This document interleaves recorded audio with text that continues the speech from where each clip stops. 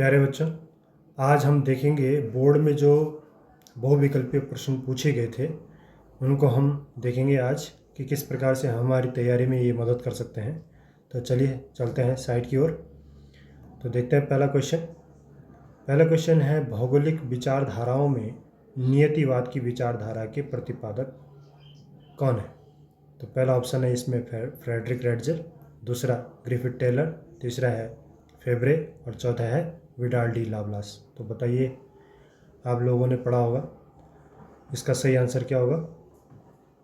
नियतिवाद विचारधारा के प्रतिपादक कौन है? तो सही आंसर है फ्रेडरिक रेडजल। नेक्स्ट क्वेश्चन है हमारा, रुको और जाओ विचारधारा के प्रतिपादक कौन है? पहला option Frederick Ratzel, Griffith Taylor, Febvre, Vidal de Laplace. सही आंसर होगा ग्रिफिथ टेलर, बिल्कुल राइट आंसर। नेक्स्ट, मानव भूगोल का संस्थापक किसे माना जाता है? पहला ऑप्शन है फ्रेडरिक रेडजल, हम्बोल्ट, टेलर, जीन ब्रून्स। तो सही आंसर क्या होगा? बिल्कुल सही, फ्रेडरिक रेडजल। नेक्स्ट क्वेश्चन है कि मानव भूगोल अस्थिर पृथ्वी एवं क्रियाशील मानव के बीच पारस्परिक संबंधों का अध्ययन है। यह कथन किसका है? पहला ऑप्शन ब्लास, हंटिंगटन, कुमारी सैंपल और हार्टसॉन। तो सही आंसर क्या है? कुमारी सैंपल, वेरी गुड। नेक्स्ट है, विश्व में सर्वाधिक जनसंख्या वाले देशों का अवरोही क्रम बताइए। तो बताना है कि सबसे ज़्यादा जनसंख्या किसकी है, उसके बाद किसका नंबर है, उसके बाद किसका नंबर है। तो पहला ऑप्शन है यहाँ पर भारत, चीन, यूएसए और ब्राज़ील। दूसरा चीन, भारत, यूएसए और इंडोनेशिया। तीसरा ऑप्शन है चीन, भारत, इंडोनेशिया और यूएसए। और चौथा ऑप्शन है चीन, भारत, यूएसए और ब्राज़ील। तो आप लोग गेस कीजिए पहला का कौन सा सही आंसर है। तो सबसे ज़्यादा जनसंख्या किस देश की है, उसके बाद किस देश की है, इस प्रकार से सीक्वेंस वाइज बताना है। तो सही आंसर है दूसरा, चीन, भारत, यूएसए और इंडोनेशिया। ठीक है। नेक्स्ट, विश्व जनसंख्या दिवस कब मनाया जाता है? पहला ऑप्शन है 11 जुलाई, दूसरा है 12 अक्टूबर, तीसरा 1 दिसंबर, चौथा है 10 दिसंबर। तो सही आंसर क्या है? 11 जुलाई, पहला ऑप्शन सही है। नेक्स्ट है कि निम्नलिखित में से किस अक्षांश के बीच विश्व की अधिकतम जनसंख्या निवास करती है? किन अक्षांशों के बीच? ठीक, पहला ऑप्शन है 20 डिग्री से 20 डिग्री नॉर्थ के बीच, दूसरा 20 डिग्री से 20 डिग्री साउथ के बीच, तीसरा है 20 डिग्री नॉर्थ से 40 डिग्री नॉर्थ के बीच, चौथा ऑप्शन है 20 डिग्री साउथ से 20 डिग्री साउथ के बीच। सही आंसर क्या होगा? गेस कीजिए। तो सही आंसर है हमारा 20 डिग्री नॉर्थ से 40 डिग्री नॉर्थ के बीच। ठीक है, उत्तरी गोलार्ध में। नेक्स्ट, यदि कुल जनसंख्या को उपलब्ध कृषि योग्य भूमि से विभाजित कर दें तो हमें क्या मिलेगा? पहला ऑप्शन है जनसंख्या घनत्व, दूसरा पोषण घनत्व, तीसरा कृषि घनत्व, चौथा औद्योगिक घनत्व। तो सही आंसर क्या होगा? कि कुल जनसंख्या बटे उपलब्ध कृषि योग्य भूमि, तो क्या मिलेगा? कृषि घनत्व। नेक्स्ट है, जनांकीय संक्रमण सिद्धांत से संबंधित कौन सा तथ्य सत्य है? जनांकीय संक्रमण सिद्धांत हमने पढ़ा है। तो इसमें पहला ऑप्शन है कि प्रथम और अंतिम अवस्था में जनसंख्या धीरे धीरे बढ़ती है। दूसरा ऑप्शन, प्रथम अवस्था में जन्म दर उच्च तथा स्थिर एवं मृत्यु दर उच्च एवं घटती बढ़ती रहती है। तीसरा ऑप्शन है कि अंतिम अवस्था में जन्म दर निम्न एवं स्थिर एवं मृत्यु दर निम्न एवं घटती रहती है। और चौथा ऑप्शन है उपयुक्त सभी सत्य हैं। तो आपको क्या लग रहा है कौन सा है? तो सही आंसर है इसका उपयुक्त सभी तथ्य सही है। नेक्स्ट, निम्नलिखित में से कौन सी विचारधारा मनुष्य को प्रकृति से श्रेष्ठ मानती है? पहला ऑप्शन संभववाद, दूसरा प्रकृतिवाद, तीसरा नवनिश्चयवाद, चौथा उपरोक्त में से कोई नहीं। बताइए भाई, कौन सी विचारधारा मनुष्य को प्रकृति से श्रेष्ठ मानती है? सही आंसर है संभववाद। Very good. निम्नलिखित देशों में से किस देश में सहकारी कृषि का सफल परीक्षण किया गया? पहला ऑप्शन रूस, दूसरा डेनमार्क, तीसरा भारत, चौथा नीदरलैंड। बताइए। तो सही आंसर है हमारा डेनमार्क। स्थानांतरित कृषि कार्य को भारत के उत्तर पूर्वी राज्यों में किस नाम से जाना जाता है? स्थानांतरित कृषि कार्य को भारत के उत्तर पूर्वी राज्यों में किस नाम से जाना जाता है? तो पहला ऑप्शन है हमारा झुमिंग, दूसरा मिल्पा, तीसरा लदांग, चौथा उपरोक्त में से कोई नहीं। तो बताओ भाई, भारत के उत्तर पूर्वी राज्यों में किस नाम से जाना जाता है स्थानांतरित कृषि को? सही आंसर है झुमिंग। Very good.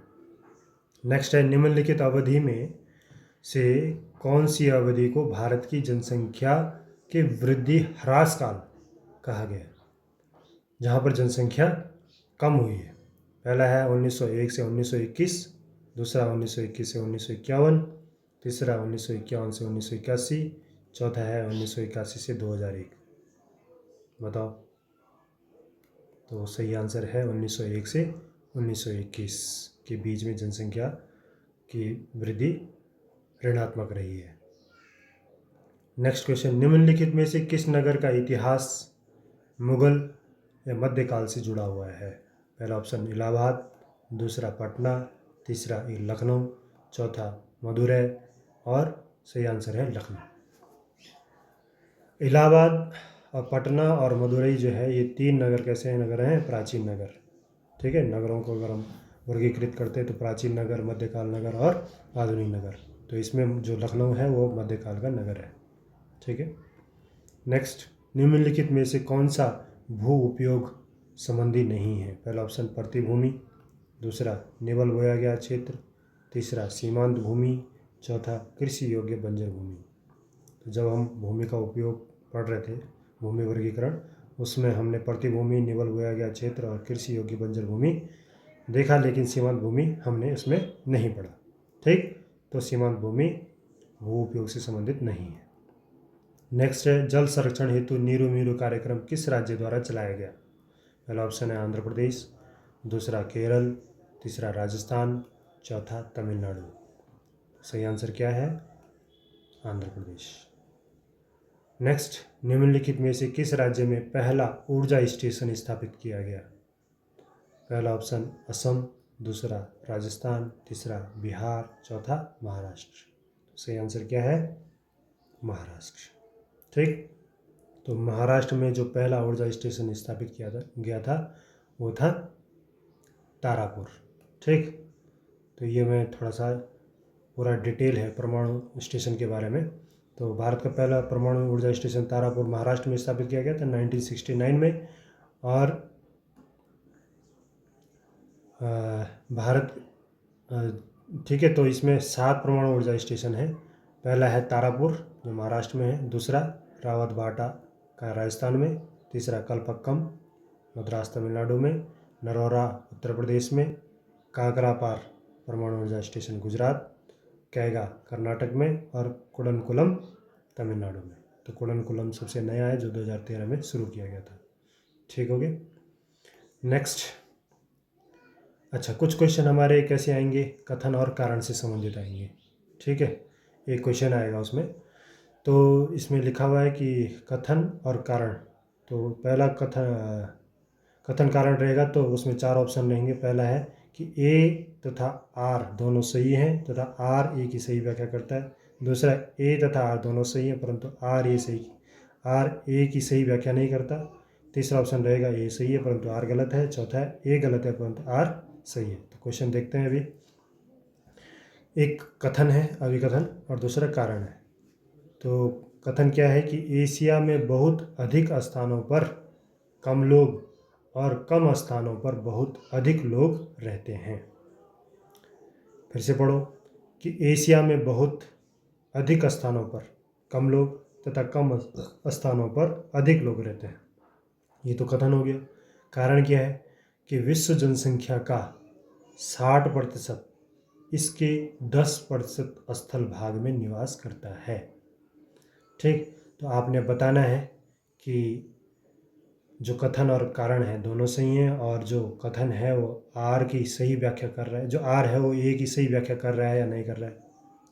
तो आंसर क्या रहेगा? ए, पहला ऑप्शन कि ए तथा आर दोनों सही हैं तथा आर ए की सही व्याख्या कर रहा है। ठीक है, तो एशिया में असमान जनसंख्या वितरण देखा जाता है। कुछ क्षेत्र अत्यधिक घनी आबादी वाले हैं जैसे भारत, चीन, जापान, जबकि कुछ क्षेत्र विरल जनसंख्या वाले हैं जैसे मंगोलिया, साइबेरिया, रेगिस्तानी क्षेत्र। यह तथ्य है कि विश्व की 60% जनसंख्या एशिया के केवल 10% भाग में निवास करती है, इस असमान वितरण की पुष्टि करता है। तो इसका मतलब जो ए है वो जो है सही है, और आर क्या कर रहा है? ए की सही व्याख्या कर रहा है। नेक्स्ट, निम्नलिखित में से कौन सा एक विरल जनसंख्या वाला क्षेत्र नहीं है? विरल माने दूर दूर बसा हुआ, ठीक है, घना नहीं है। नेक्स्ट, अटाकामा, दूसरा भूमध्य रेखीय प्रदेश, तीसरा दक्षिण पूर्व एशिया, और चौथा ध्रुवीय प्रदेश। बताओ। तो सही उत्तर होगा दक्षिण पूर्व एशिया। विरल जनसंख्या वाला क्षेत्र नहीं, ये घनी जनसंख्या वाला क्षेत्र है। ठीक है, नेक्स्ट है मानव विकास की अवधारणा निम्नलिखित में से किस विचारक ने प्रस्तुत की? पहला ऑप्शन है प्रोफेसर अमर्त्य सेन, दूसरा है मनमोहन सिंह, महबूब उल हक और डॉक्टर APJ अब्दुल कलाम। सही आंसर क्या होगा? डॉक्टर महबूब उल हक। निम्नलिखित में से भारत में ग्राम से नगर को होने वाले प्रवास को क्या कहते हैं?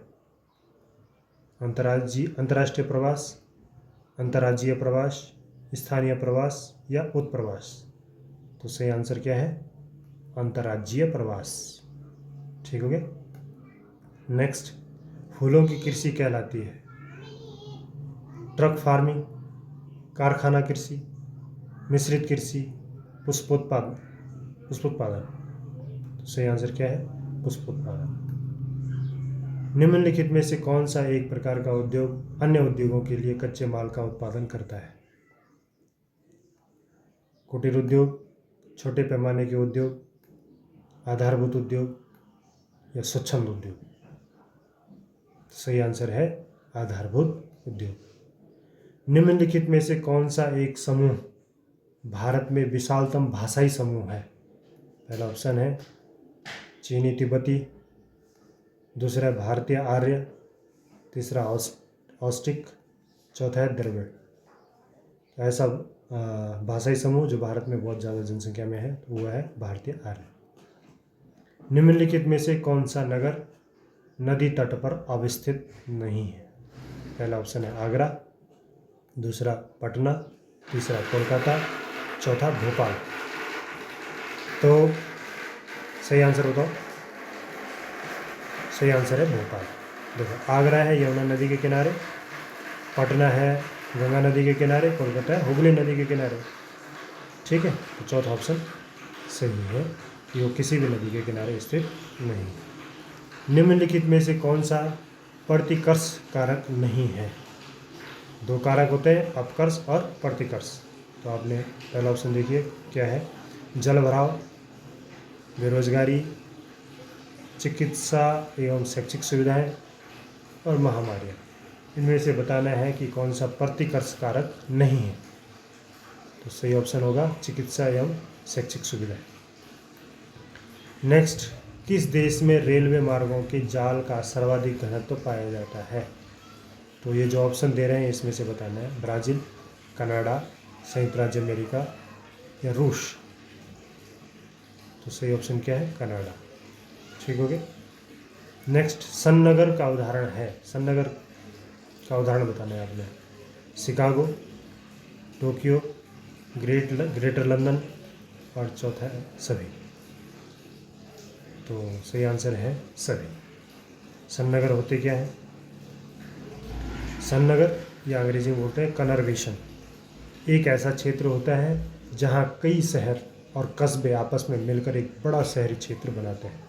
तो शिकागो हो गया, टोक्यो हो गया, ग्रेटर लंदन हो गया, ऐसे कई शहर हैं जिनको हम सन्नगर कहते हैं, क्योंकि वो नगर कई नगरों से मिलकर बना होता है। जल किस प्रकार का संसाधन है? अजैव संसाधन, अनवीकरणीय संसाधन, जैव संसाधन या चक्रीय संसाधन? तो सही आंसर है चक्रीय संसाधन। ये सारे क्वेश्चन हमारे बोर्ड में पूछे गए, तो इस बार भी कुछ न कुछ इसमें से आने की संभावना बनती है। दो देशों के मध्य व्यापार कहलाता है, क्या कहलाता है? अंतर्देशीय व्यापार, बाह्य व्यापार, अंतर्राष्ट्रीय व्यापार या स्थानीय व्यापार? तो सही आंसर क्या होगा? अंतर्राष्ट्रीय व्यापार। नेक्स्ट, प्रतिकर्ष और अपकर्ष कारक उत्तरदायी हैं किसके लिए? प्रवास के लिए, भूमि निम्नीकरण के लिए, गंदी बस्तियों के लिए या वायु प्रदूषण के लिए? तो सही आंसर क्या होगा? प्रवास के लिए। निम्नलिखित में से कौन सी फसल शुष्क कृषि के अंतर्गत बोई जाती है? शुष्क कृषि, पहला ऑप्शन है चावल, दूसरा गन्ना, तीसरा मूंग, चौथा जूट। सही आंसर क्या होगा? मूंग, जहाँ पर पानी की आवश्यकता कम होती है। अरवारी पानी संसद किस राज्य से संबंधित है? पहला ऑप्शन है राजस्थान, आंध्र प्रदेश, तमिलनाडु, पंजाब। सही आंसर होगा राजस्थान। ठीक। खट्टे रसदार फलों की कृषि की जाती है वाणिज्य अनाज कृषि में, भूमध्य सागरीय कृषि में,